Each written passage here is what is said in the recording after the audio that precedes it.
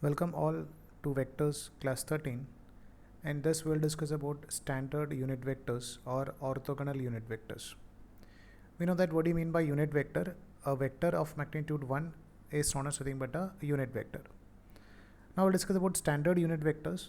Standard unit vectors means a vector of magnitude 1 along x-axis is considered as nothing but a I cap, and a vector of magnitude 1 along y-axis is represented by j cap, and a vector of magnitude 1 along z-axis is represented by, let's say, k cap. So this I cap, j cap and k cap are known as standard unit vectors along x-axis, y-axis and z-axis respectively. Now discuss what about the advantages of representing a vector by using this I, j, k components. Assume that suppose if you are having an object of mass m and a force of 10 Newton is acting towards right or along the positive direction of x-axis. So we can represent this vector like this. F vector is equal to, we can write a vector is a product of its magnitude and unit vector. So over here you can write this vector is having a magnitude of 10 and it is acting along x-axis. So vector of magnitude 1 along x-axis is represented by nothing but 10 I cap.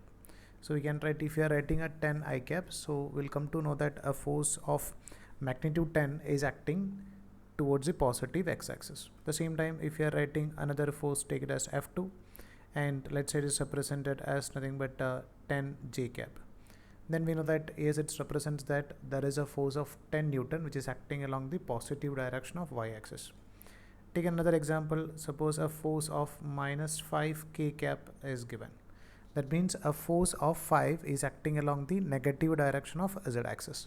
So by using this I cap, j cap and k cap or standard unit vectors, we can easily represent the magnitude and direction of a vector.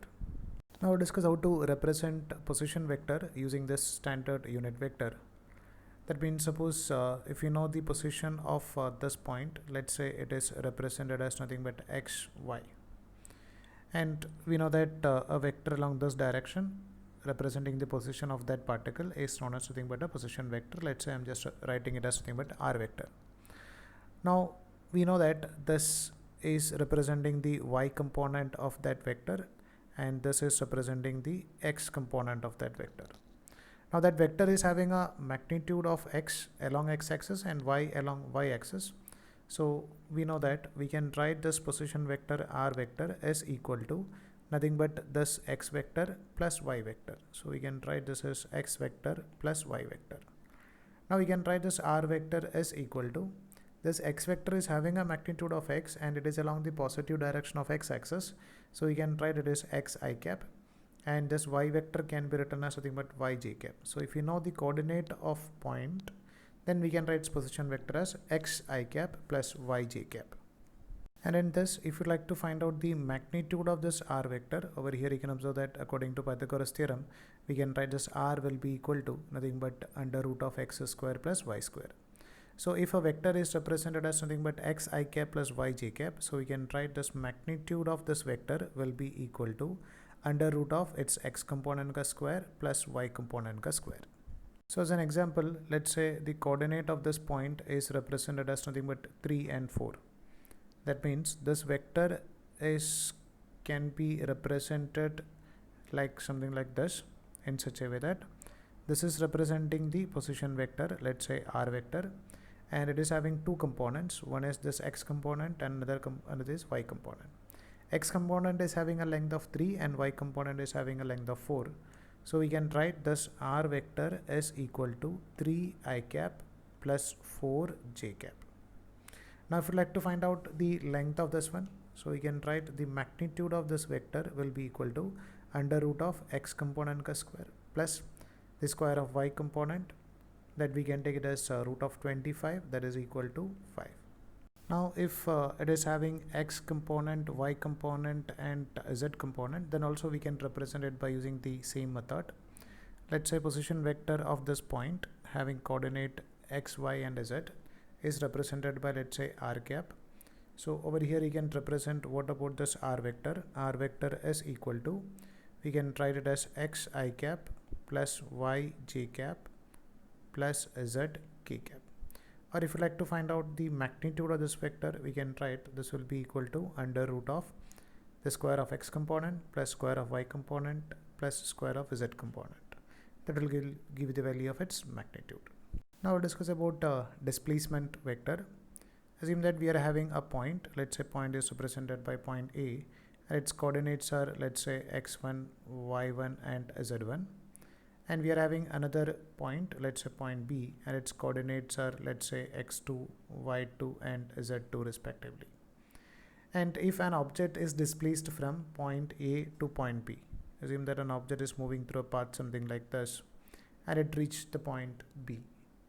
So Rm is to represent this displacement vector, means that vector in magnitude as well as in direction. So over here we know that the position of A with respect to origin can be represented by its position vector. Let's say it is represented by Ra vector, and position of point B with respect to origin can be represented by, let's say, Rb vector. Now by using that triangle law of vector addition, we can identify what about the relation between Ras vector and Rb vector.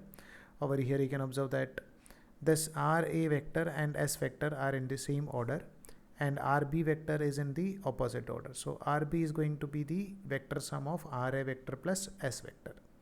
So according to the direction, or by using that triangle law, we can write this Ra vector plus S vector will give the value of Rb vector. So Rm is to find out the displacement vector when the particle is moving from A to B.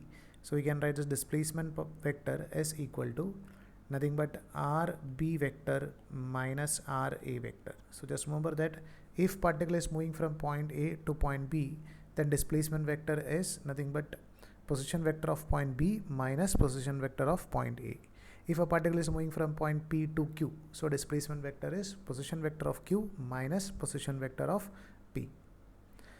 So we can write what about this Rb vector minus Ra vector.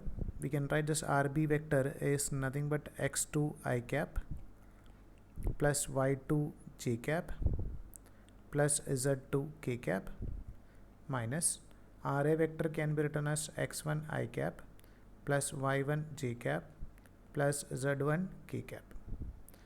So we can write this SAB vector, or this displacement vector, is equal to x2 I cap minus x1 I cap can be written as x2 minus x1 into I cap plus y2 minus y1 into j cap plus z2 minus z1 into k cap. Now if you like to find out the magnitude of this displacement, then you can write it is under root of its x component square, which we can take it as x2 minus x1 the whole square plus square of its y component, that is y2 minus y1 the whole square plus z component square, that is z2 minus z1 the whole square. This will give the value of magnitude of displacement, and magnitude of displacement is known as nothing but distance. You might be already studied this in your 10th class under the heading distance formula, because distance is nothing but the magnitude of displacement. Hope so that you understood what is standard unit vectors. So if you are having any doubt, or if you'd like to interact with me on live classes, or if you'd like to write online tests for JEE Mains, Advanced or NEET, or if you want to solve more number of questions to improve your performance, please let me know, and don't forget to subscribe this channel and like this channel. Thank you.